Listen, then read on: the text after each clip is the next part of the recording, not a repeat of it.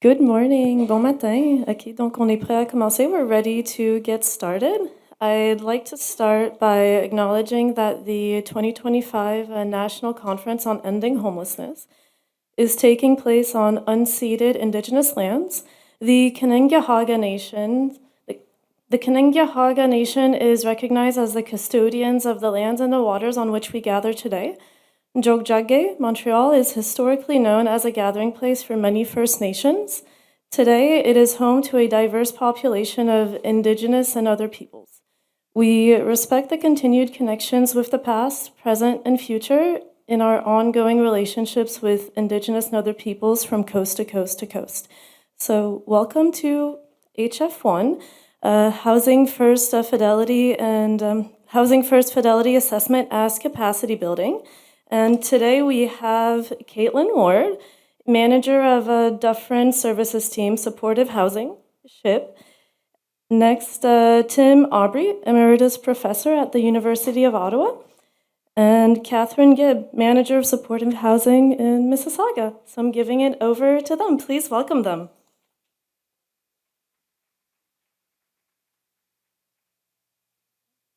Thank you for the introduction. So today's session will guide us through a deeper understanding of Fidelity and Housing First programs.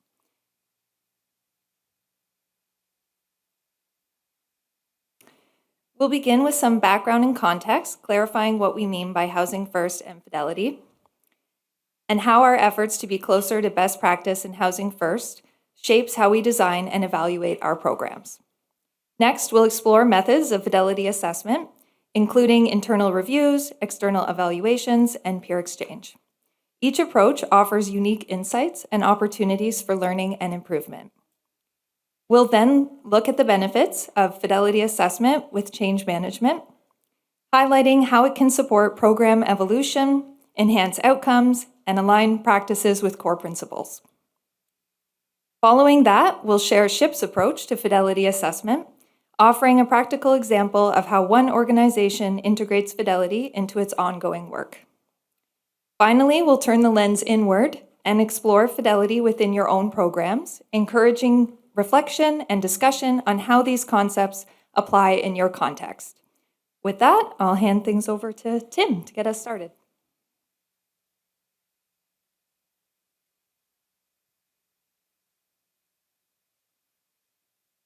Thanks, Caitlin. Bienvenue tout le monde. C'est un plaisir d'être ici avec vous aujourd'hui. It's a workshop we've given several times over the years at this conference. And we always try to add some new stuff to it. So if you've it's worth staying along for the mini workshop. I'm going to ask, though, just to start, how many of you are working in Housing First programs? Okay, this is a knowledgeable crowd. Better up my game here. Okay, well, we're going to start off just talking about the model of Housing First. And in that context, what do we mean by Fidelity? And then we'll move from there to talk about how Fidelity can be assessed in programs. Okay. Now, if you've come in late, there's some handouts. You can come up here and get them en anglais ou français. Okay, because I'll refer to those. So when we're talking here, what's called the pathways model to Housing First. Okay. Now, why the pathways model? It was a model that was tested. It goes back now over 15 years. Was tested in the large study called At Home Chez Soi. And it's the predominant Housing First model out there. It doesn't mean that Housing First does get adapted. There's Housing First for youth. There's even a Housing First for women fleeing domestic violence. So there's adaptations, but here we're talking about this pathways model created back in the early 1990s by Sam Simbaris, a Canadian psychologist who actually started developing Housing First in New York City. So you can see in terms of the model, if we start to unpack it, there's a housing piece and there's a support piece, okay? And you can see, under housing, consumer choice, getting people into housing immediately. They get rent supplements or some kind of rent subsidy to get to be able to afford the rent. And then there's a support. And here we use two forms of support that come out of the community mental health field, either intensive case management, which is a brokering and offering of services, or assertive community treatment, which is a wraparound model, okay?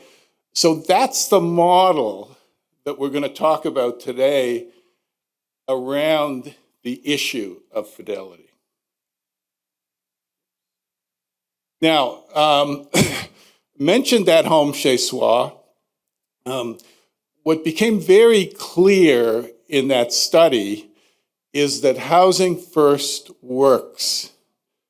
It's extremely effective in ending homelessness for people who've been chronically homeless and who have mental health issues and often combined with addictions. Okay, and you can see it was effective in the 5 cities across the country. The red is Housing First, looking at percentage time stable. You can see the quick spike, getting people into housing right away, and then the plateauing. So one of the things we looked at in At Home Chez Soi was trying to really come up with the recipe of Housing First, the ingredients, what we call the critical ingredients, so that if you offer these in your Housing First program, you're going to have success with a majority of people. And from that work, we developed this fidelity framework with 5 domains, okay? And you can see there's a housing domain, matching needs, people's needs. There's a service or support domain. There's separating the housing and the services. There's recovery focused approach, which is kind of almost gets at some of the values and principles behind Housing First, harm reduction, really helping people, promoting independence, self-determination, and of course recovery, helping people recover their lives so that they can have a meaningful future. And then there's program operations. How do you put these programs together? How often should people meet? What should be the staff participant ratio? Okay? How much contact should people have with Housing First staff? These are all things that go into defining fidelity. So what do we mean by fidelity? Well, essentially, as I said, think of it as a recipe with the ingredients presented in a very detailed way, where you can actually put on a continuum whether or not an ingredient is present and to what extent it's present. So something like harm reduction. Is the staff trained in that? Do they actually offer services that relate to harm reduction? Okay. Now, what you end up with is you end up with programs, Housing First programs, that have varying levels of fidelity and also adaptations and innovations. Now, let me just spend just a few minutes on how to assess fidelity. And I'll take you to that tool where you've got items. That's what you've got on the handout. They are items of fidelity. So, first of all, why do fidelity assessment? It's a form of quality assurance. It's a way of developing good programs. It's particularly useful at the beginning when you have new programs and figuring out what kind of training people might need to be able to deliver a program. But it's also useful as you go for check-ins, just to see maybe what kind of support, technical support or training should be added. And there's also a research component, which I'll talk about in a minute. So the kind of things that we look at in fidelity, how are the services being delivered? What are the staff roles? To what extent is a particular philosophy of service being followed? And the spirit of this thing, and this is important, is always to target improving fidelity because it'll improve outcomes. And what we found in At Home Chez Soi, there was an assessment of 14 programs, is that programs with higher levels of fidelity had better success at housing people, at keeping people housed, and at helping them to start to develop a quality of life in the community. And there's other research separate from At Home Chez Soi that also shows this link between fidelity, those elements of fidelity, and outcomes. So you can see, if you look at your handout, you can see the continuum goes from 1 to 4 for the items, and each number has an anchor below it. And you can see it, the gradation as you move along the continuum. You go from low fidelity, which is 1, to high fidelity, which is 4. So what you have are select items of the pathway measure of fidelity, the most recent version of it, okay? The actual tool itself, I think it has about 40 items in it, okay? And we've selected ones for discussion as part of the interactive part of our session. So, briefly, how do you assess fidelity in a program? Well, there's 3 ways of assessing fidelity. The first way is called an external assessment or external review. This is where people come in from outside the program. They know about Housing First. They collect information, get program documents. They interview people. They really try to get a handle on the program. They interview the staff. They interview the participants, or they do focus groups. And from there, they get together and they score the program on all the fidelity items, and typically write a report with some recommendations targeting how to improve the fidelity in a program.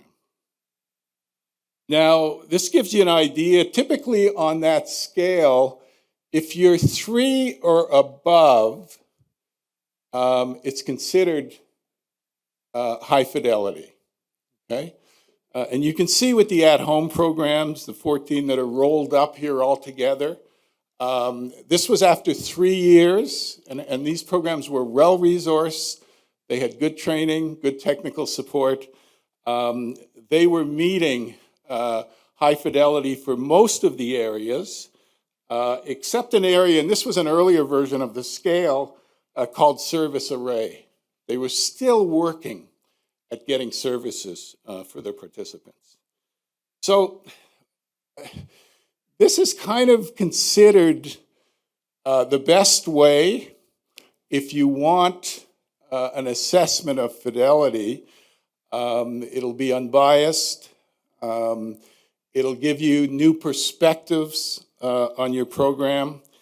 And it comes from people who know about Housing First. Having said that, it does require resources to do this kind of work. And it can be a one-off, and it's not the only way you can assess your fidelity. So another way that's pretty interesting that only involves people in the program is called a self-assessment. This is where people are surveyed in the program staff, and you could work in a survey with participants, although often it's just with the staff, which is a limitation actually of this kind of assessment. And then you get together as a team and you conciliate to get consensus on the items. And that discussion in itself is actually very rich, very valuable, and really allows you to think about your program and how it might be improved, okay? And then from there, you can think about specific strategies to improve areas of low fidelity. Now, the fidelity assessment, it's not complicated, especially now. People can do it on a computer, or it can be done paper and pencil. And as I said, it's all done in-house, so it's straightforward. And in terms of the strengths of this, it's not very costly. It's a good way of assessing fidelity after a period of time when you've been working on specific areas of improving quality. It also has a training or educational value, particularly for people who are new to Housing First. And it doesn't really take much time to do it. Having said that, it does bias scores upward. People are proud of their programs, and I think they should be. And they're proud of the work they do with participants. So it's hard to be critical. And then you do need somebody leading the facilitation who can pull that off. The final method, which is one Catherine and I and Caitlin have been involved the last number of years, and I'm going to pass things on to Catherine, who will explain this collaborative way of doing fidelity assessment.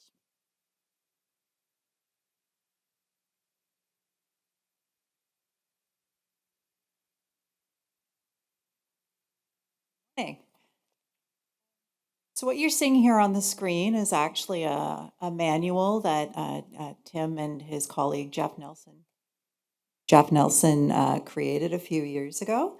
At that point, we were operating as the Ontario Housing First Community of Interest, and the manual was developed as a guide for programs to offer fidelity assessment to a peer program as a knowledge exchange and a quality improvement tool.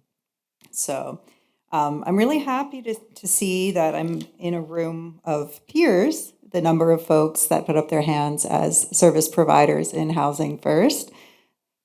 I've had a really great experience over the years of having a collaborative fidelity assessment approach. Well, the slide, probably you can't really see it so great. So the first time we piloted this approach was back in 2019, pre-pandemic. We were paired through the provincial network to meet with CMHA Toronto, and we spent an immersive day in their program, and then they spent an immersive day in our program, At that point, I was a coordinator for a Housing First collaborative in Peel Region. We're located just outside of Toronto. And there was 6 organizations that were working together offering Housing First. So we were able to be visited by colleagues from CMHA Toronto. They were able to go through the process that the external approach for Fidelity assessment. So they received some background material about our program. They came and observed a team meeting. They had a focus group with our clients, and then there was individual interviews. It was a great experience for us to try out this pilot approach. We actually were able to create relationship with a partner Housing First program, which is an additional resource that we all appreciate. Someone you can reach out to and say, how are you guys dealing with this particular area? How have you become higher in fidelity with this? So that was 6 years ago. We had another opportunity 2 years ago to participate in a virtual fidelity assessment with a Housing First program in Galway, Ireland, through the, we had evolved from a provincial Housing First program, or network rather, to the Canadian Housing First network. And then through Tim Aubrey's oversight, we were able to be paired with a Housing First program, and we actually learned about the Irish approach to offering Housing First. So again, naturally, we did not all fly to Ireland, so we were doing this through Microsoft Teams. There are some logistics that we kind of had to work through with the time change, et cetera, and then privacy considerations. But we were able to really learn a lot about the Irish program, learning about how they have evolved nationally to have a Housing First approach as well.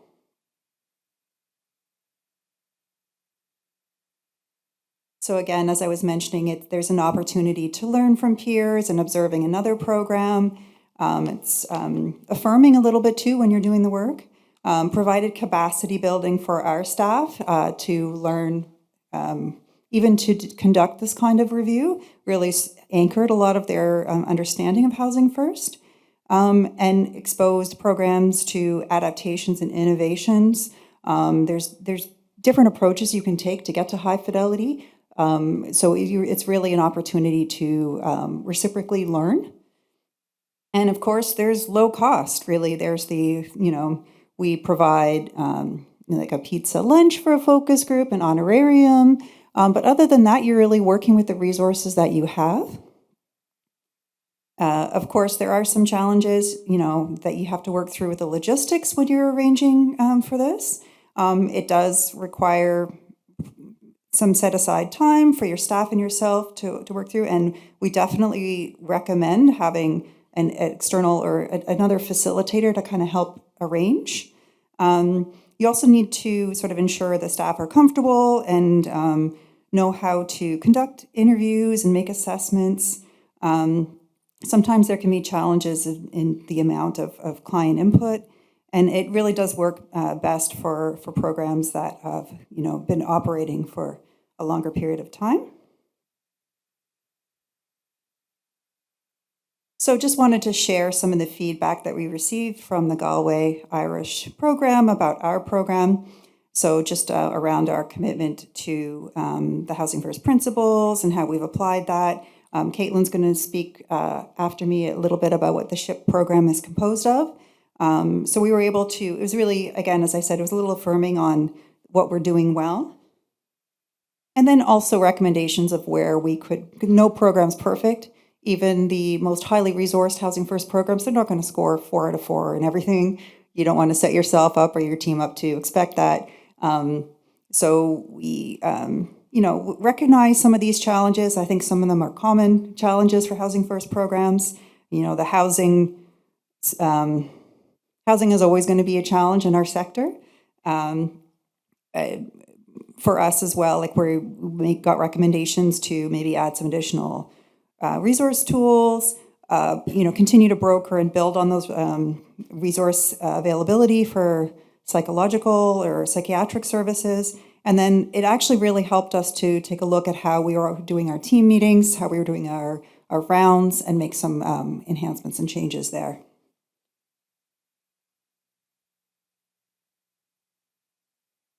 So, that's still me for a couple.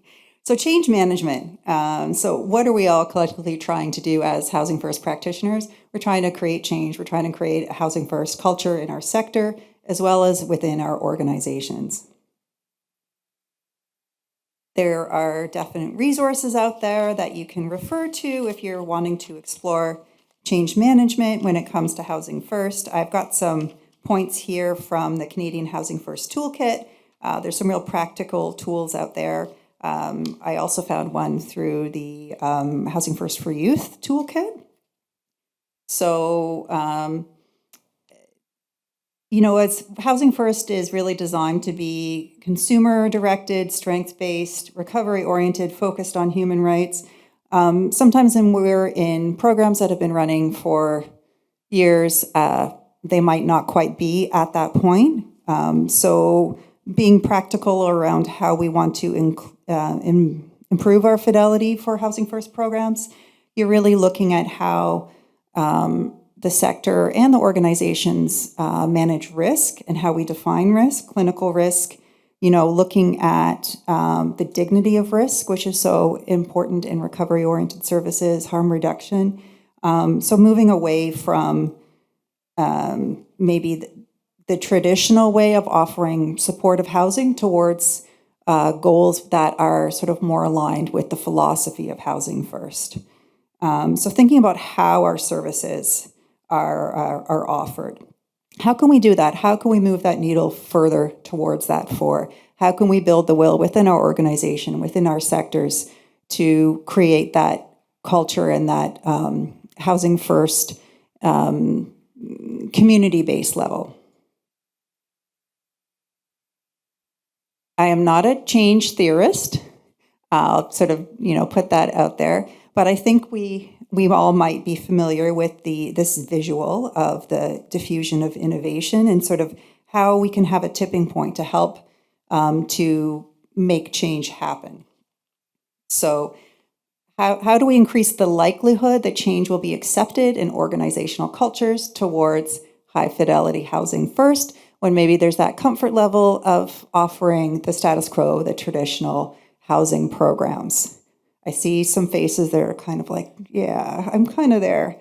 So how do we get to that tipping point? So I've made some notes, and again, referencing the original theory that I have here on the screen is from 1962. It might not, there's different variations and sort of visuals for it, but I do kind of like the bell curve idea.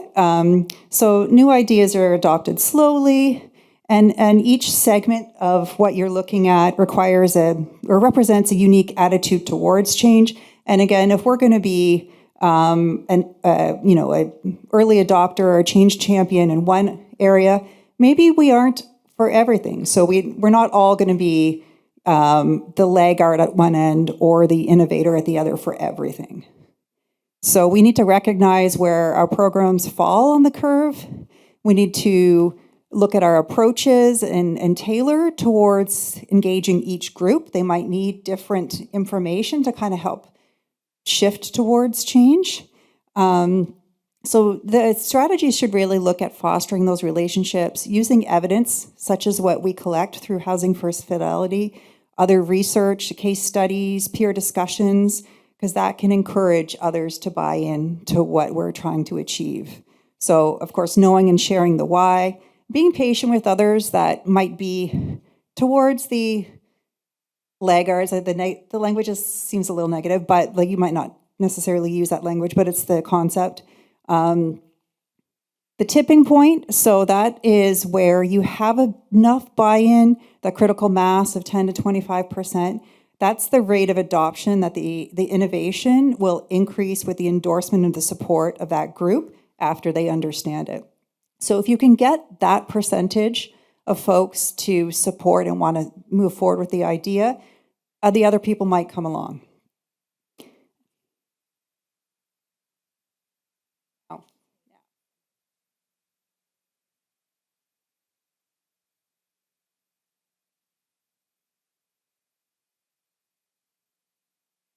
As we continue our, okay. Slower than me. We continue our journey towards enhancing Fidelity in Housing First programs. It's important to reflect on the shifts required in our current models and practices. These insights are drawn from SHIP's experience, but I suspect many of you will see parallels in your own organizations. As we move into the self-evaluation portion later, I encourage you to consider how these themes show up in your own context. Traditional supportive housing has been site-based with services tied to specific locations. Moving towards a scattered site housing first model means enhancing flexibility, choice, and autonomy for clients. It challenges us to rethink how we develop services and support people in community-based settings. Fidelity to Housing First requires more than structural changes. It demands a shift in mindset. Our teams need to deeply understand and embody Housing First principles like choice, harm reduction, and the separation of housing and services. This means investing in training, coaching, and ongoing professional development to build confidence and consistency in practice. To truly support Housing First, our organizational policies must evolve. This includes revisiting eligibility criteria, service delivery models, and housing policies to ensure they reflect Housing First values, and remove barriers to housing access. It's about aligning the systems with what we know works best for the people we serve. Fidelity assessments are just one of many tools for learning and growth. By regularly evaluating how closely we align with Housing First principles, we can identify areas for improvement, celebrate what's working well, and remain evidence-informed and client-centered.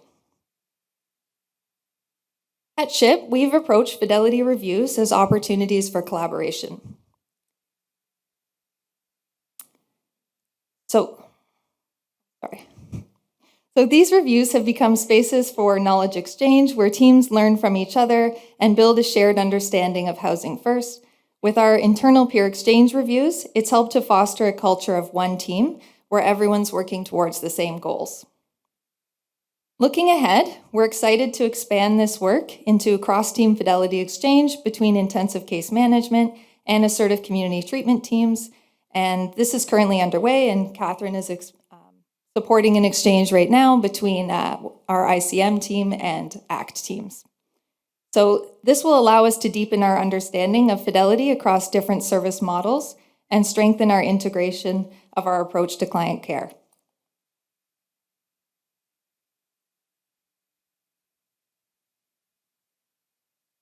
Okay, I'm going to give you a little bit more of the SHIP context.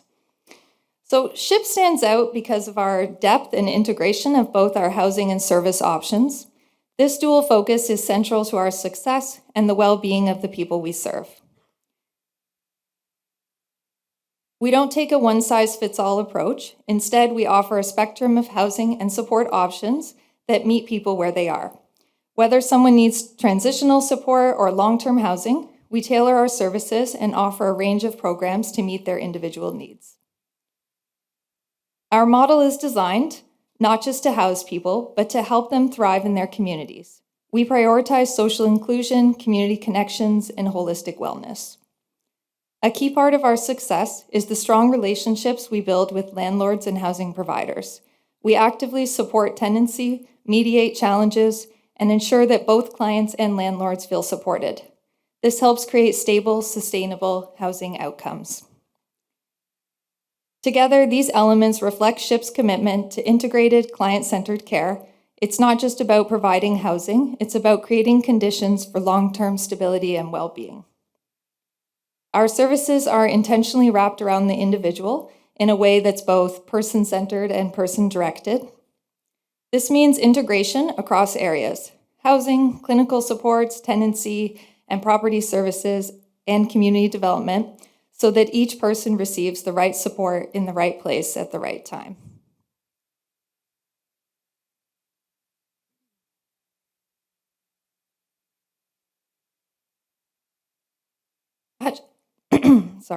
At SHIP, our approach to addressing homelessness is rooted in offering a spectrum of housing options and services. Our programs are designed to support a diverse population from youth to seniors through flexible, person-centered services that respond to each individual's unique needs. This presentation has focused on our supportive housing teams that have participated in Fidelity exchanges, Team Brampton, Team Mississauga, and the team I manage, Dufferin Services Team, also called Team Dufferin. These teams deliver independent living programs using an intensive case management model paired with permanent scattered site housing. These programs have no time limits beyond standard lease agreements and service agreements, ensuring continuity of care and long-term stability. Just to give another example along the continuum, I'll briefly describe Peace Ranch. This SHIP congregate program provides transitional housing for up to 3 years. Located on a 25-acre farm, it blends psychosocial rehabilitation with nature-based activities like animal care and horticulture, creating a therapeutic environment that supports recovery and personal growth. Beyond housing, SHIP also offers a wide range of community-based services, including counseling, case management, early psychosis intervention, and specialized services, including trauma, addictions, and hoarding, among others. While I won't go into detail about every program today, I would encourage you to visit our website and also check out our info booth to learn more. This continuum reflects SHIP's commitment to meeting people where they are, providing the right support at the right time, and adapting services as needs evolve. And I'll pass it on to Catherine to guide you through the peer exchange approaches that we've been using at SHIP.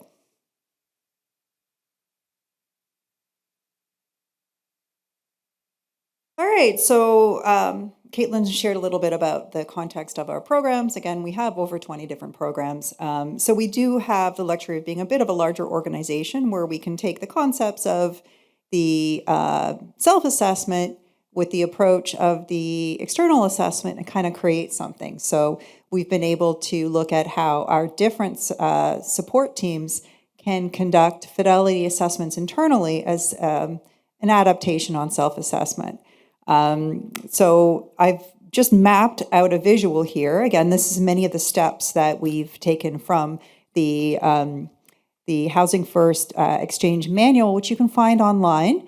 If you look up the Canadian Housing First Network, it's online and available for use in your own organization. But you can approach this internally if you have capacity to look at how your teams can provide that assessment amongst each other and learn from it. There's been multiple benefits for it. Again, like we're in the midst of doing an exchange right now where my ICM team has just visited our ACT team and is learning more about their Housing First approach. So internally, it's helping us to look at, say, for example, policies or processes that need to evolve a little bit or where we're really doing well. So there's recognition of where we actually are high fidelity in many areas. Caitlin's going to come back up and talk a little bit about how Team Brampton and Team Dufferin experienced this internal fidelity assessment approach.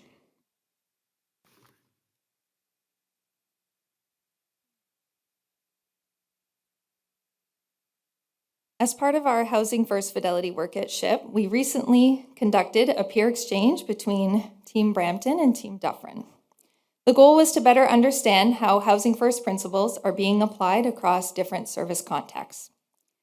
What stood out right away were the shared strengths across both teams. Each prioritizes individuals facing housing barriers using permanent subsidies and non-coercive, person-centered approaches. There's a strong commitment to harm reduction, self-determination, and assertive engagement. And both teams actively incorporate client feedback into program planning. This reinforces a truly client-centered approach that aligns with the core values of Housing First. Of course, Fidelity reviews are also about identifying areas for growth. Beyond the clear need for more housing availability, we identified several actionable recommendations. These include expanding access to psychiatric services, enhancing Housing First education, improving team collaboration, and strengthening resource navigation. This exchange has been a valuable opportunity for learning and reflection. It's a great example of how Fidelity work can foster collaboration, shared learning, and continuous improvement across teams. And now I'm going to pass it on to Catherine and Tim for the Housing First Fidelity self-reflection exercise, although I do think we were going to pause for some questions.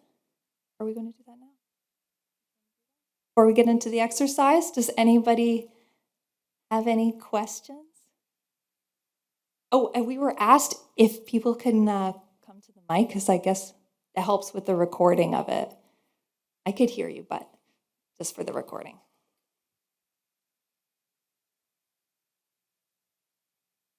Hello? Hello, can you hear me? Yeah, maybe I'll talk a little bit louder. Wonderful presentation. A couple of questions. One for Catherine. Or actually, this can go to all of the members. Let me just.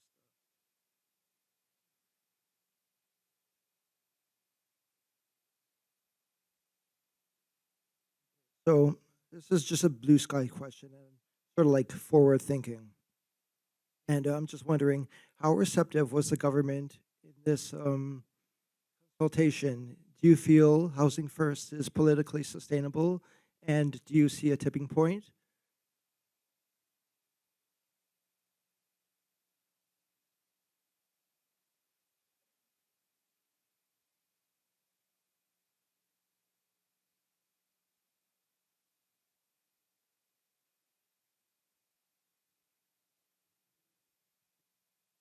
Can you hear? Okay.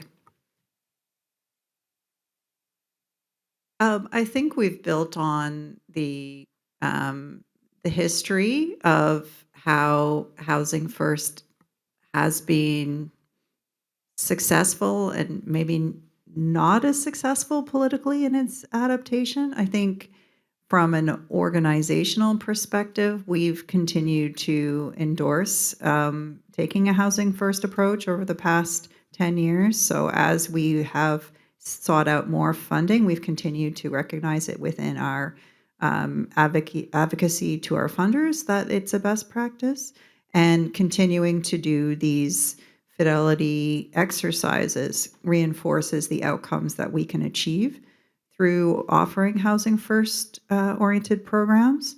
As far as how that can be further translated into the sectoral challenges of having the political support and the political will to continue to support this, I think that's a collective effort, and that's where we try to align with things like the Canadian Housing First Network and participate in research, continue to work with individuals like Tim Aubrey.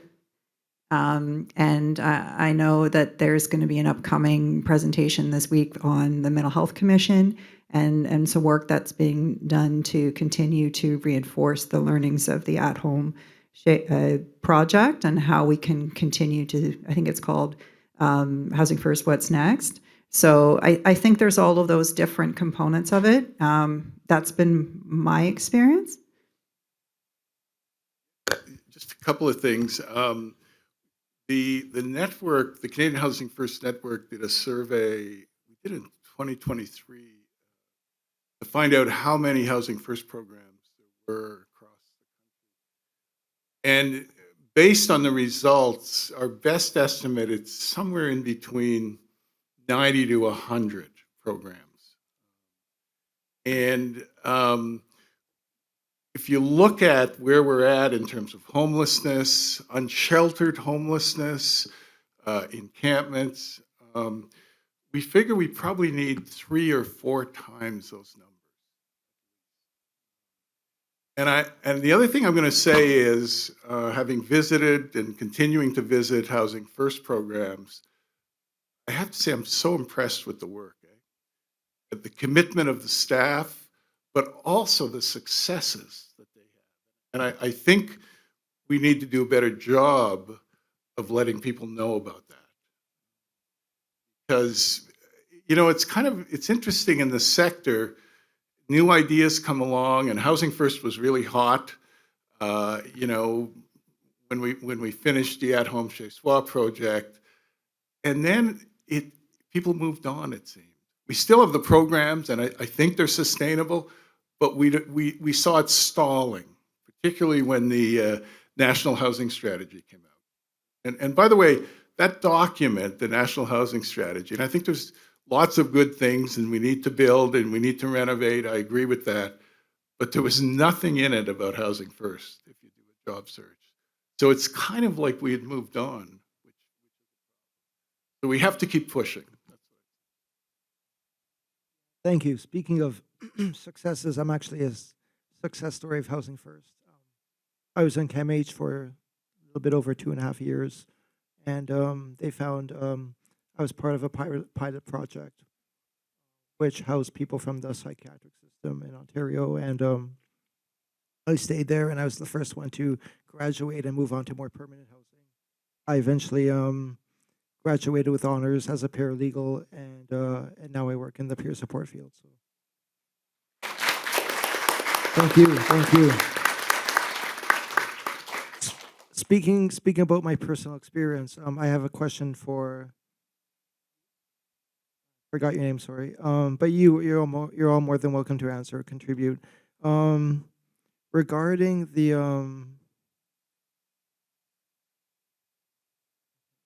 rating. Oh, Team Brampton and Team Dufferin, right here. In fact, you're talking about allocating more resources to psychiatric services.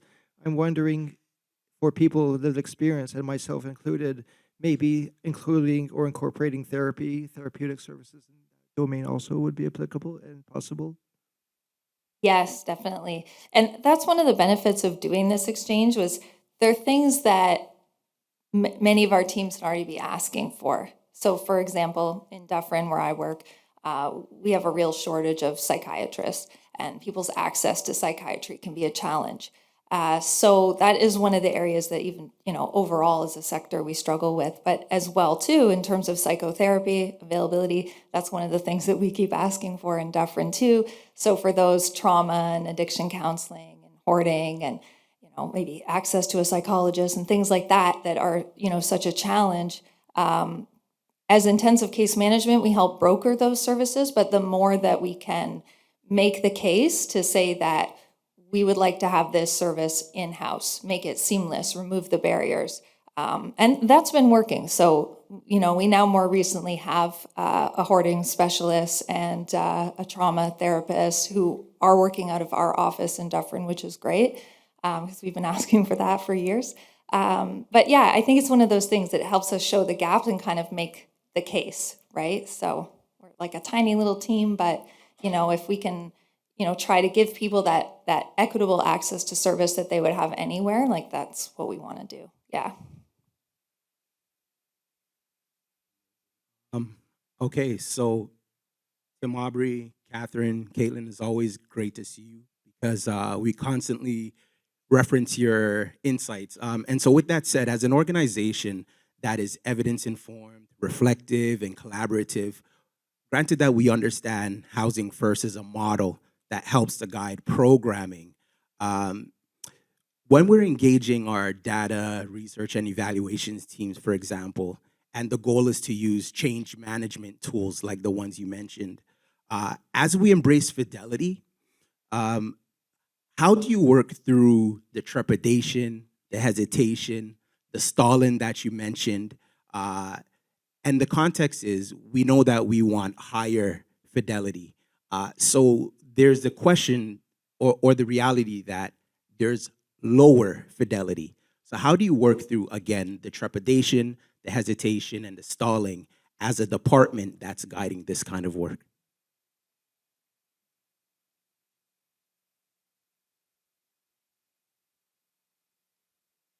I mean, I want to say persistence and patience, and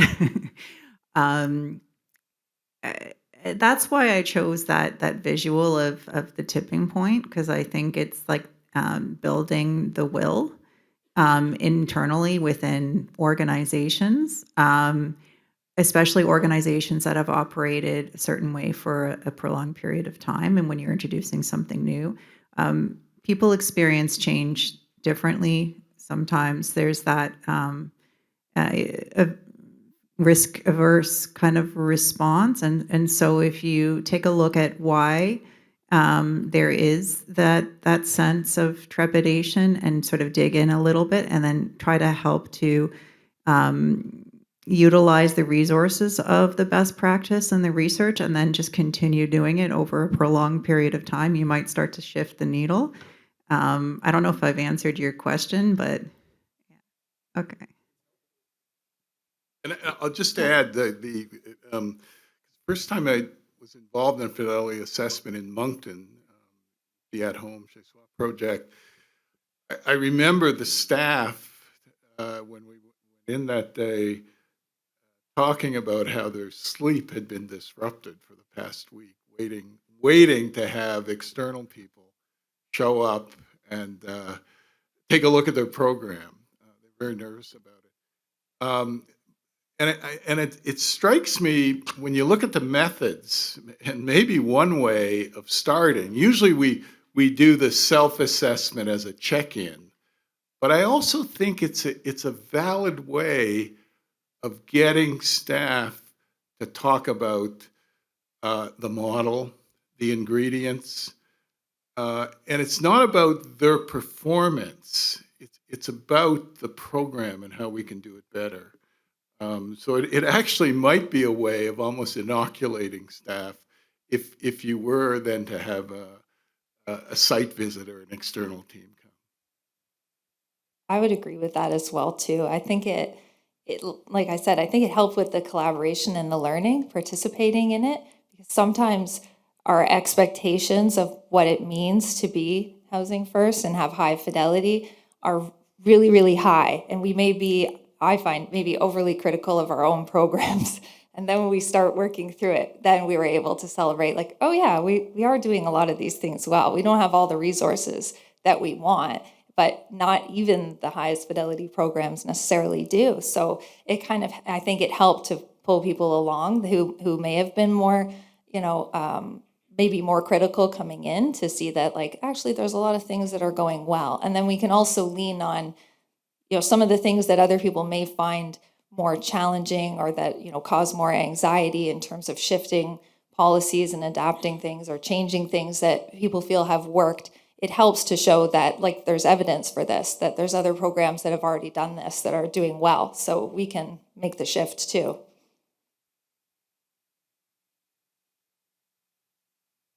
So Tim, I know that you were part of the original at-home Chez Soi with Paula Goring and the rest of the team, and I see that as like the gold standard. I think I can hear myself. I remember I think it was 2013 in Ottawa, you guys had a information sharing, maybe it was 2015, I'm not sure, and I heard Sam Tabaris talk about how social science is still a science. And if we want the same results, we have to do it all in the same way. And our Housing First program has kind of mirrored what At Home Chez Soi.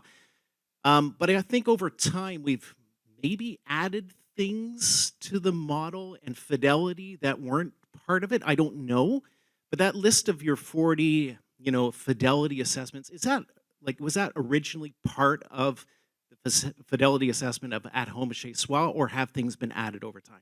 It was developed in that project.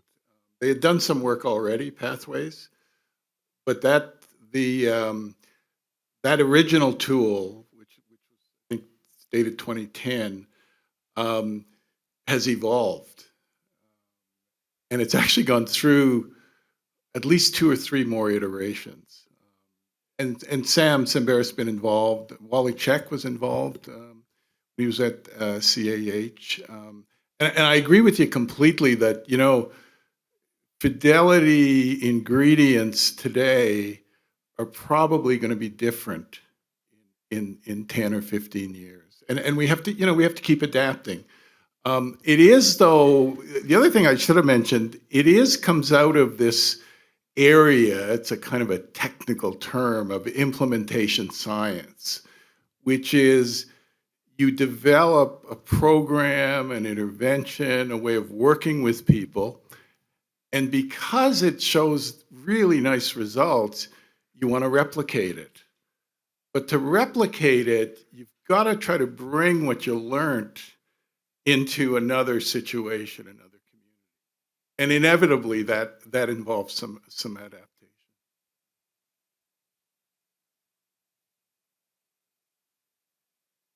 Okay. If there aren't any more questions right now, then maybe we can take a look at the tool that was distributed and talk about some of the Fidelity items. I'm just wondering if anybody came in after we were distributing, because there are French and English versions here.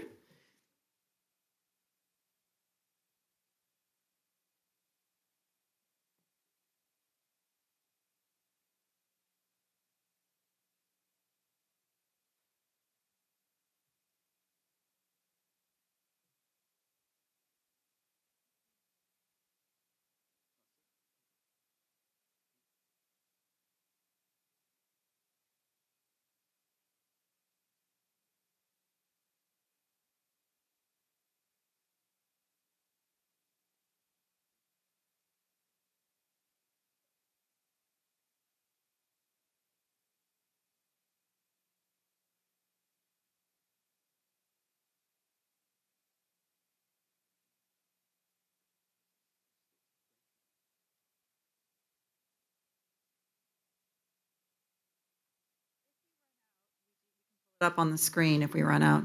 There's French. We'll have it up here too.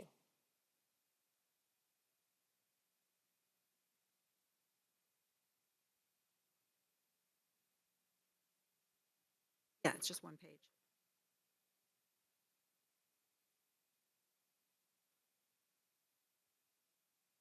Okay, this is the fun part. So just taking a look at these Fidelity items, that again, they're a short few based off of the 40 that are in the full tool. I have a couple copies of the full tool here if anybody wants to see it.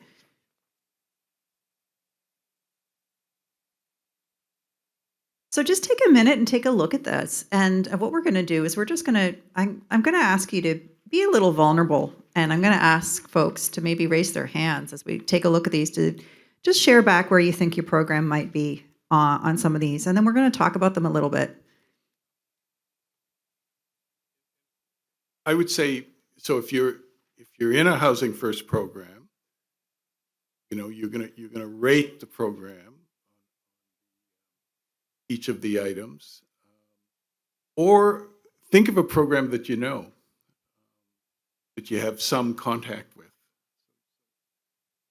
Either if you're not directly in it.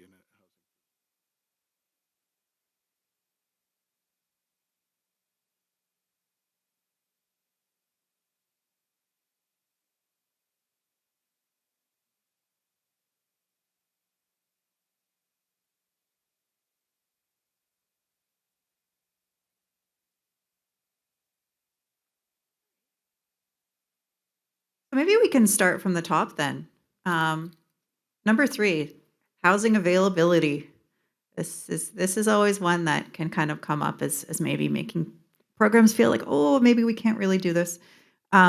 It's the extent to which program helps participants move quickly into permanent housing units of their choosing.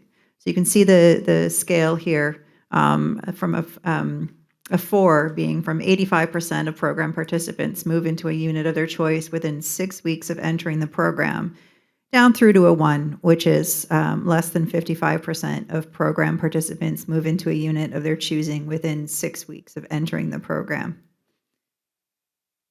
So thinking about your Housing First program, is anybody here in a program that are achieving a 4? Do you want to share a little bit about your experience with this?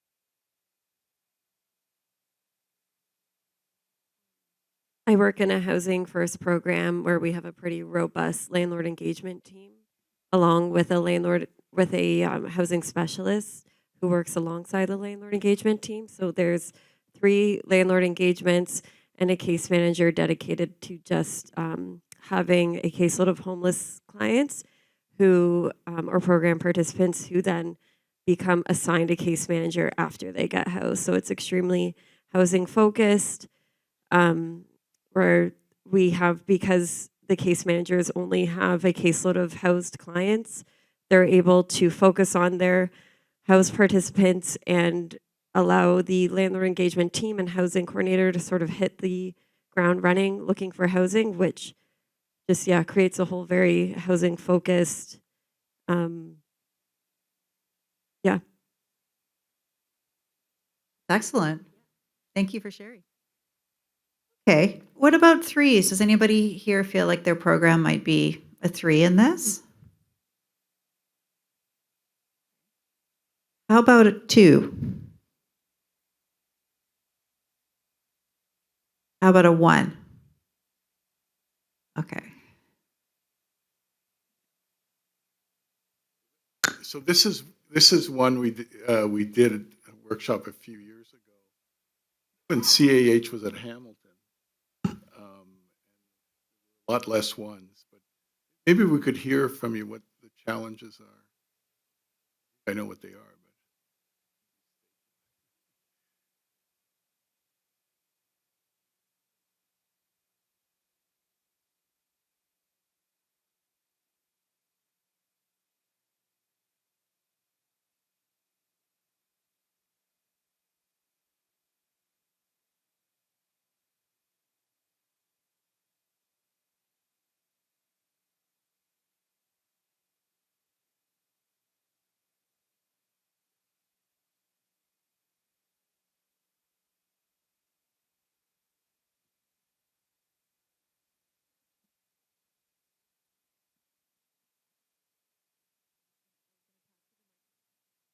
The micro, okay, perfect. I'm gonna pass around the microphone. I see a hand in the middle.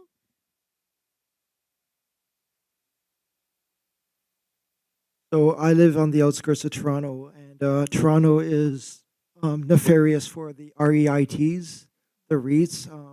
They're very erratic and pervasive, and they're.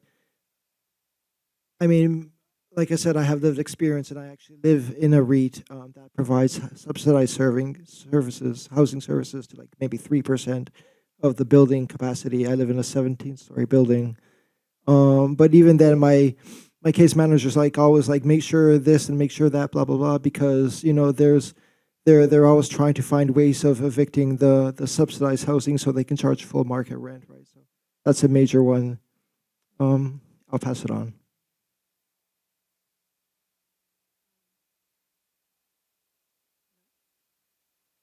Okay, yep. So in Ottawa, I mean, it can take several weeks, if not months, to house someone once they join our program.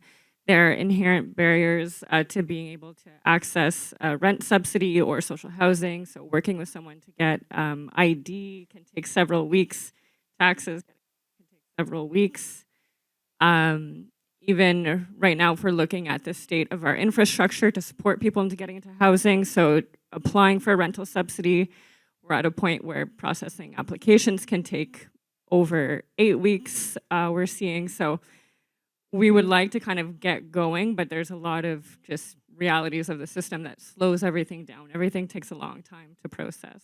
yeah. So just to make a point here, this is not the program's fault. This is the context you're in. The other thing that I've seen developing in Ottawa, but also involved in some Fidelity assessment in Winnipeg, is programs moving from market rentals to non-market rentals and trying to get partnerships with social housing or public housing organizations. I don't know if there's examples of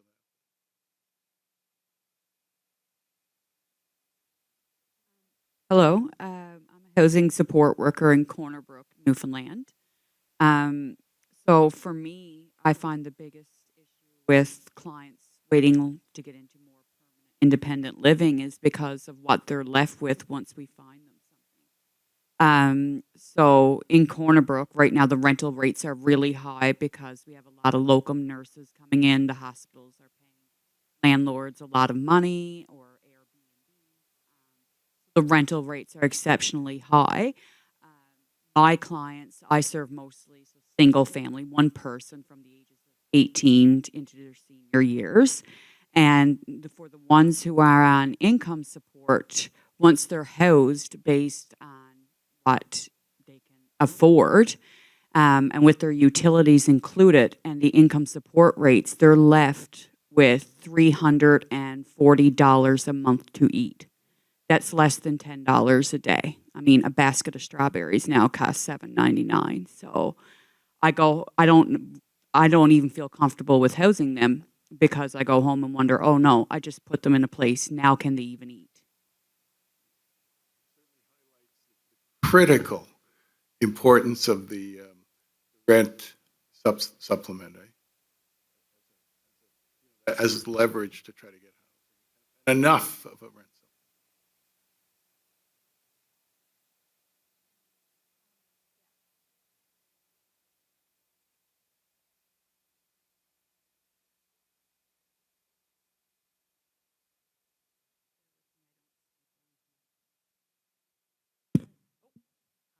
Can you hear me? Oh, here we go. I told you I suck at talking. I can talk really loud though if this doesn't work out. So just to kind of piggyback what some of the people were saying, I'm the director of youth housing services of a transitional housing program for youth in Ottawa. And some of the reason we're a one, number one, because we're a transitional housing. I'm sorry, I suck at this. Because we are a transitional housing program, the registry sees us as somebody that's already housed. We're transitional. We're not permanent housing, so that's one of the barriers to that. And just kind of what they were saying in terms of it takes 3 months. There's a 3-month backup in the rent supplement office.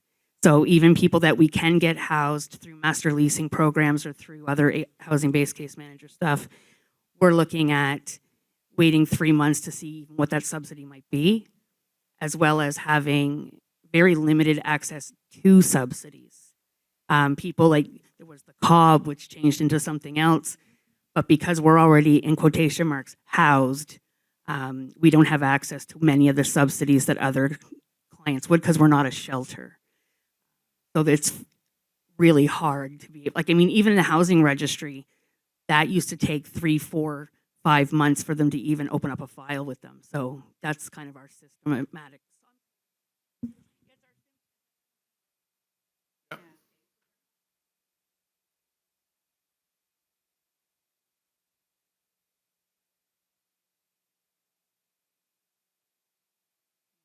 I think that speaks to the universality of the challenge of the housing stock. So I think we're going to shift to a support question. Number 28, person-centered planning.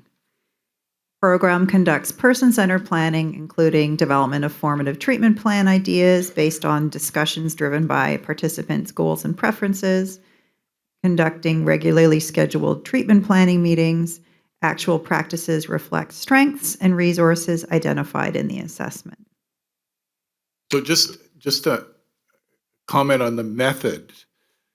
So when it comes to the external team assessment, they would look at participant files, about 10 files, and take a look. And this would be one important source of data. And we actually did the same thing with the collaborative method, even across the ocean with SHIP and the program in Galway. But this is where you go for different sources of data, just to give you an idea. Okay, so thinking about your program, how many of you would say that you would be a 4 in this area? 3? 2? 1? Okay. Is there any strategies or challenges or anything anybody wanted to discuss around person-centered planning? Just testing the mic, I think we fixed it. Et aussi, je tiens à dire s'il y a aussi des commentaires en français, sentez-vous à l'aise, puis on peut faire la traduction et répondre en même temps. Oui, oui, absolument. So I come from a rural area in Manitoba. So we're never going to score high. So my community has a population of 5,000. Closest treatment facility is an hour and a half away. So the issues that we're facing, so we opened up a safe, warm space, not a shelter. But since we've opened up in March, we've had 193 different individuals that have signed into our space. So for a population of 5,000, that is significantly high. So, and I think that's one of the issues. There's a lot more services available when you're in an urban setting. Whereas for us, we don't have any housing. We do not have available housing for people even to move into ones that they want to move into. And for the treatment plans, again, you're putting somebody on a bus, which Greyhound quit operating in our area years ago. We now have private bus companies. You're putting people on the bus to send them to go to Brandon. They got to go to Winnipeg, stay overnight, then get back on a bus. You're hoping they get back on the bus and then go 2 hours to get to Brandon. So it's the lack of services, the lack of, I guess, connections, that there's a lot of gaps. And if you're not holding that person's hand, and we don't have the availability to hold their hand, that you're putting the trust in them you put them on the bus and get to where they need to go. And a lot of times they're getting sucked back into the system once they hit Winnipeg.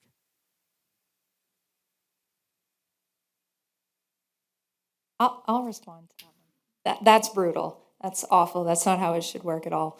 And I can recall over 10 years ago when I started working in the little community of Dufferin and Orangeville, and we didn't have a local shelter, and we didn't have access to rent supplements, and there was very few people offering intensive case management. It was a lot the same. And I was new to working there after working over 6 years in Toronto. And I remember hearing that too. Like, what do you mean the plan is to give them a bus ticket to go all the way over to Guelph? Like, they need to stay here so I can work with them and we can work on this. And it just creates so much of people being passed around and becoming more transient, and it's so hard to follow up, and it's very challenging. So I think, part of what you could do with this is say, like, if you're putting together a proposal, like, these are the ingredients that we need. Like, we need intensive case management. And, for us in Dufferin, we don't currently have assertive community treatment, really. Not that's close by or really serves our area. So, that's something else that we're asking for, right? So, like, we're slowly getting there. We're like, we need this intensive case management and we need these units, and we need the both to go together, right? So we can actually provide, the treatment planning part of it. So just a way that you can kind of use this to say, like, if we were to imagine a program and ask for funding, like, these are the ingredients that we want, because right now you're not really able to provide centered planning if somebody has just been given a bus ticket to another town and, they may or may not connect with a case manager on the other end, or how's that case manager going to follow them now that they're in another place, right? Just this person-centered planning, just a thought for you. I'm sure there's people here familiar with strengths-based approach to case management. Is that, some of you have probably, maybe have had some training in that. That strikes me as something we should try to get up here, is some training. And there was a project that was led by Eric Latimer, who's here in Montreal, that CMHA Ottawa was involved, I think CMHA Toronto. But we also had agencies here in Quebec and also Newfoundland. But anyhow, it struck me how well strengths-based approach to case management fits with Housing First.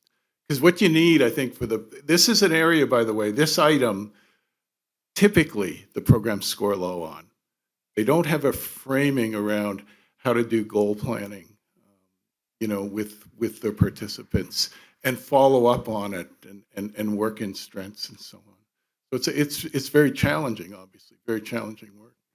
I can share that Rick Goshka does do training on strengths based case management. Like our teams that Chip did it, and there was a resounding positive feedback from the teams, and some staff can be a little critical of training sometimes, but it was just across the board. Everybody really felt like they got something out of supporting people to develop recovery plans and strength plans. So it is out there if it's something that you wanted to look into for your community. Hey, good morning, everyone. I too, like the other woman speaking, am from rural Manitoba, and you keep mentioning CMHA. We do have CMHA in Dauphin and in Swan River. However, we can't access the ACT team or the FACT team. And so when we are doing this client's person-centered approach, the person knows what they need and what they want to do, in order to be successfully housed. But that's where we stop. We can't go any further after that.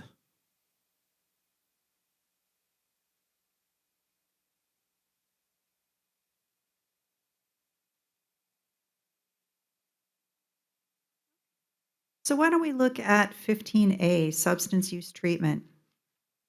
Extent to which program has strong linkages, provides active referrals, and conducts follow-up for the provision of substance use services.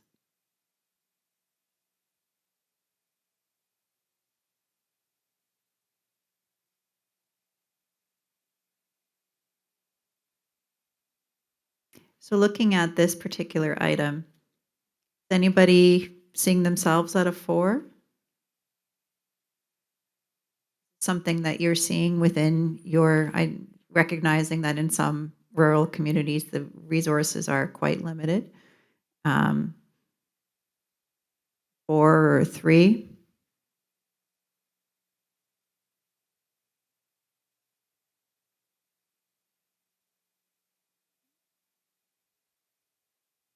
Does anybody want to share with the group where they've had success in this particular area?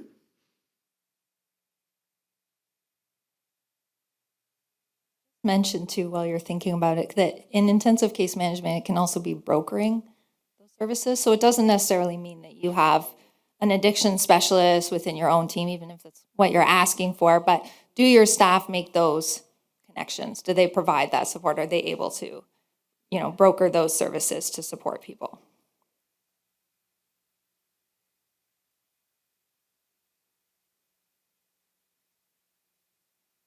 Our program doesn't offer that, but we have a number of different agencies that we can refer to. They're usually quite quick to be seen, which is nice. The one thing that's probably lacking is the more intensive treatment, like in-house. But they're working on that. We have AMHS and yeah. This is a soft spot in Housing First. And it's in part because of this history of mental health treatment and substance use treatment being separate.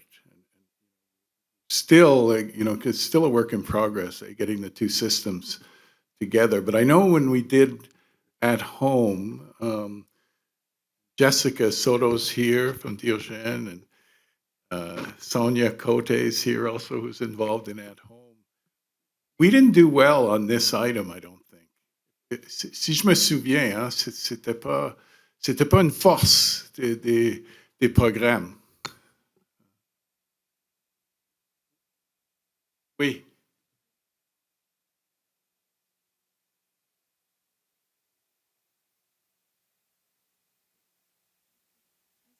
I just said, not in the first year.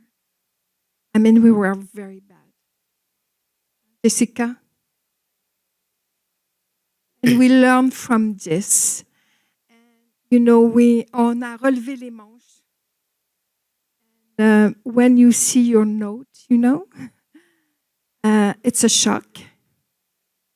Avec les services. Service. And l'importance des liens. Service and to be on the street with the people and the.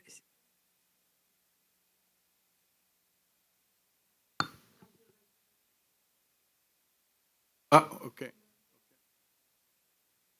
But we were good at the end, very good. Jessica was saying the importance, people go to detox, or they go to residential treatment, addictions, they still keep their housing. That's how Housing First works. Don't move out of their housing. That's so critical. The same thing with the hospitalization.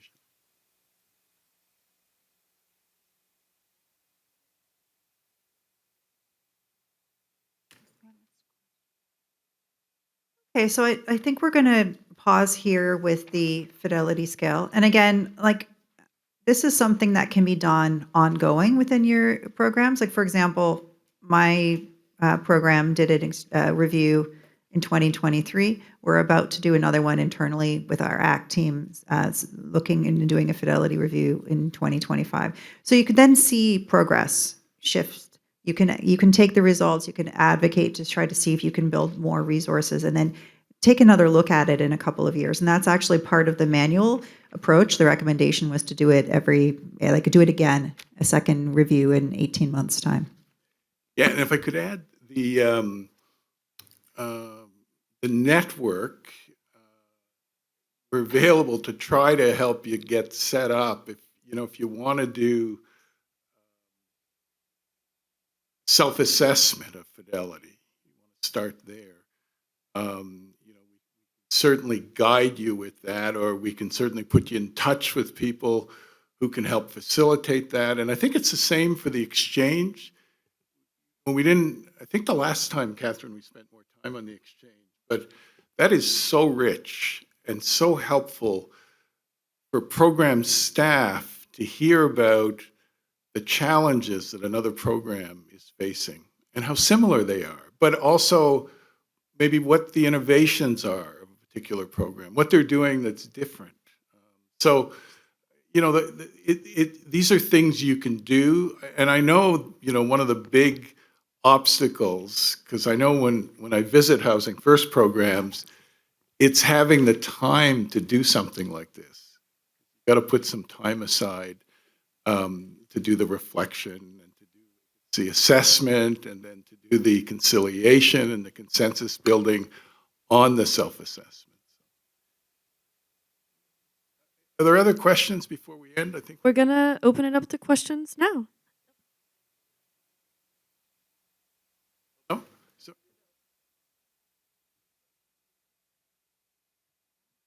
What's your website address? Oh, just put in Canadian Housing First Network. It'll pop up right away. Yeah. If you have questions, si vous avez des questions, levez la main. You can raise your hand and I'll come to you with the microphone. See one in the back.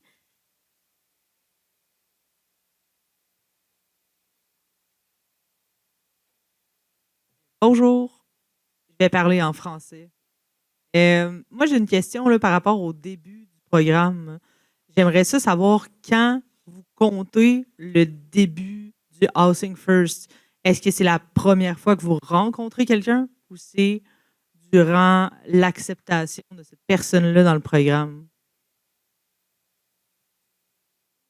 Going to repeat it in English too. The question is around when do you start counting when a Housing First program starts? Is it from first contact with the client, or is it before that, or at another milestone?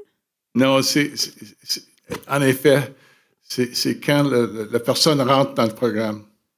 C'est pas quand ils rentrent dans leur foyer, dans leur maison, dans leur appartement. So his response was saying it's as of when the person starts the program, not as of when they are housed. It starts receiving services. Il reçoit des services. La première fois qu'on rencontre cette personne-là dans la rue, c'est là que le programme commence. Oui, exactement. Exactement. Exactly. So from first contact, that's when the program starts or counts as starting. Coming with the microphone.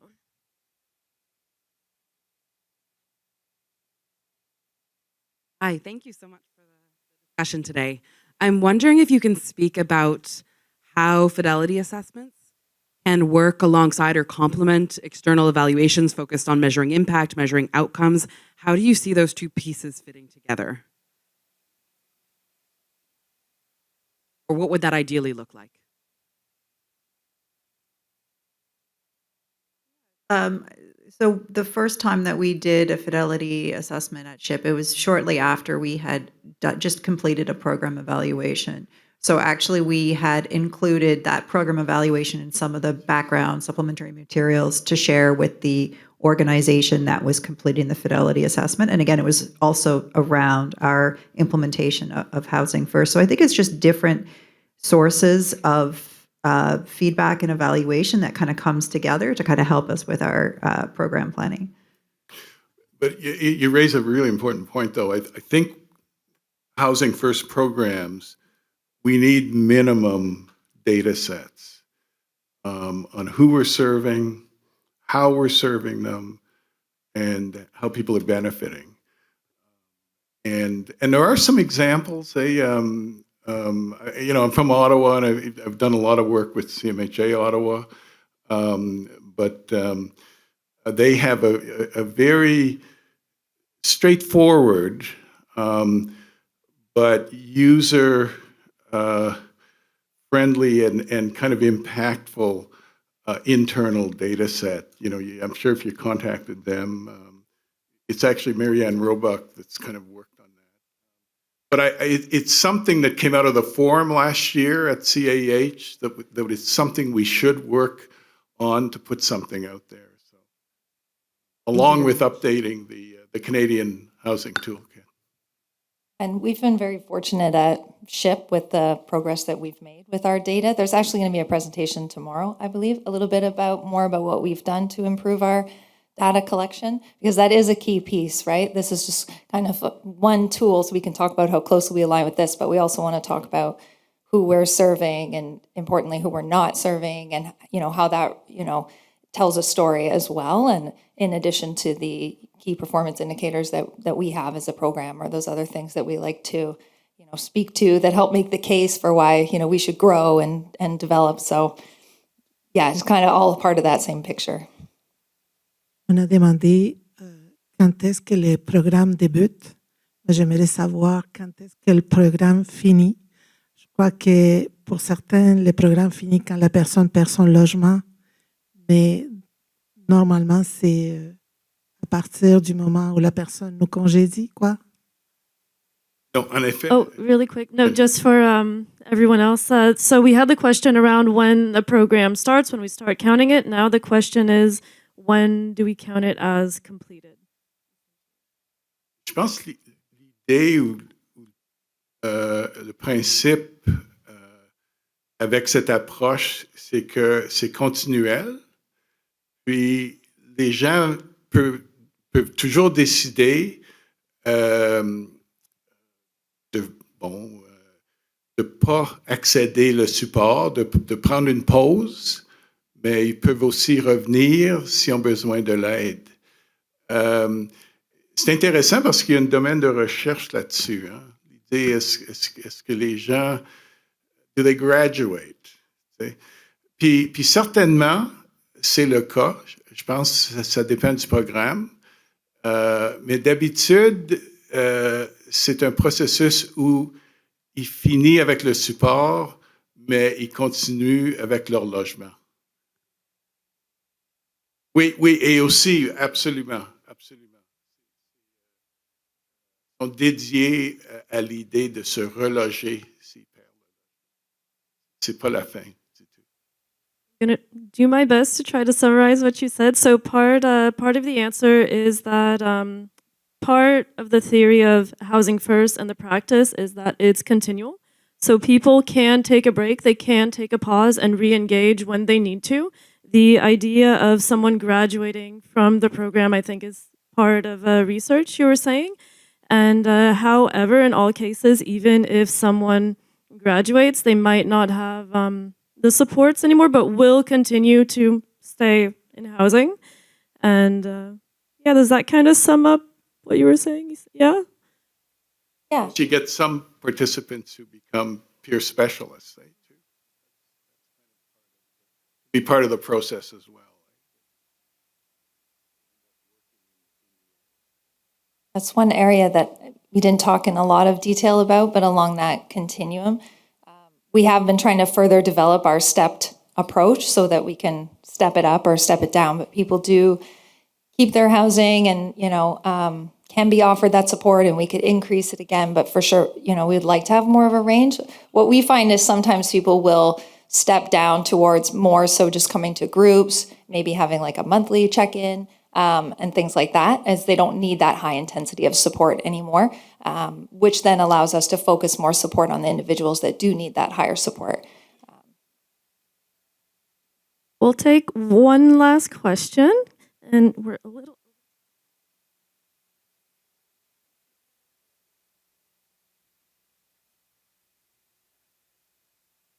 Mentioned peers coming on to become staff.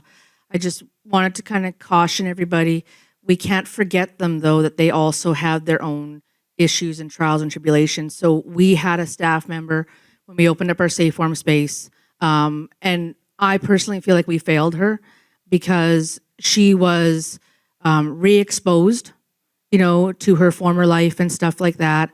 And then we noticed, she was just not in a good way, So I think as a program, we talked about it afterwards, and we sat down, we met with her, and that part of it was she didn't express the struggles that she was having.